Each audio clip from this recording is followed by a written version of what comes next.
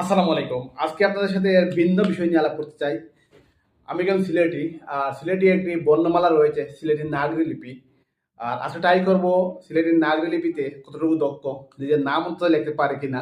তাহলে চলুন আমার নিজের নামটি লিখি সিলেটি ভাষায়, সিলেটি নাগরি লিপিতে। আমার নাম হচ্ছে সাইদুর রহমান। প্রথমে আমার বাংলায় লিখবো, তারপর সিলেটি নাগরি লিপিতে লিখবো। তাহলে চলুন লেখা শুরু করা যাক। আমার হাতে বাংলা লেখা খুবই এলোমেলো, কেউ হাসতে যাবেন না। আমি বাংলায় আমার নাম লিখে নিয়েছি, সাইদুর রহমান। এখন নাগরি লেখবো। নাগরি হচ্ছে স, যেহেতু নামের প্রথম অক্ষর স দিয়ে শুরু হচ্ছে, তাই যদি আমি স লিখতে যাই, স, উল্টা রসৌকারের মতো স। আর রসই হচ্ছে আপনার বাংলা সর মতো, সরি এখানে আকার হবে সাই।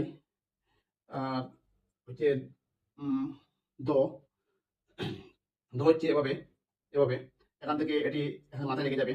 দ যেহেতু রসৌকার হবে, রসৌকার হচ্ছে নাগরি লিপিতে এভাবে, শুধুমাত্র এভাবে।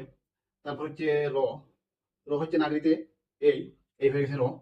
এটি একটু এখানে বাইন্ড হবে র, সাইদুর। যদি এখন রহমান লিখতে যাই, র। হ হচ্ছে অনেকটা দর মতোই, এখানে টান হবে দ।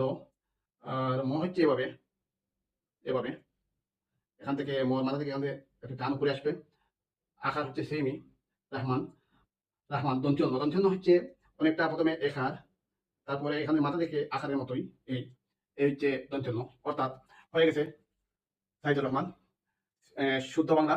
আর আমাদের নাগরি, নাগরিটা হচ্ছে দ, স হচ্ছে দয়ের, দয়ের মতোই। আর রসই হচ্ছে আপনার ছয়ের মতো। আর দ হচ্ছে দ, এই দয়ের অনেকটা দয়ের মতোই কিন্তু একটু ভিন্ন। আর হচ্ছে শুধুমাত্র দুটি টান।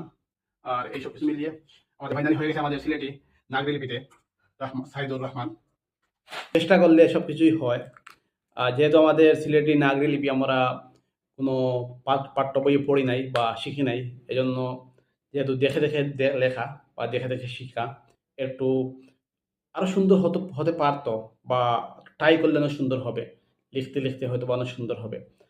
আর যারা সিলেটি আছেন সবাই আপনার অন্তত সিলেটি আপনার আঞ্চলিক ভাষা, আপনার আঞ্চলিক ভাষায় আপনার নাম বা বর্ণগুলো শিখে নিলে অনেক ভালো হয়। ভালো থাকবেন, সুস্থ থাকবেন। আর ভিডিওটি ভালো লাগলে সবার সাথে শেয়ার করবেন। আল্লাহ হাফেজ, আসসালামু আলাইকুম।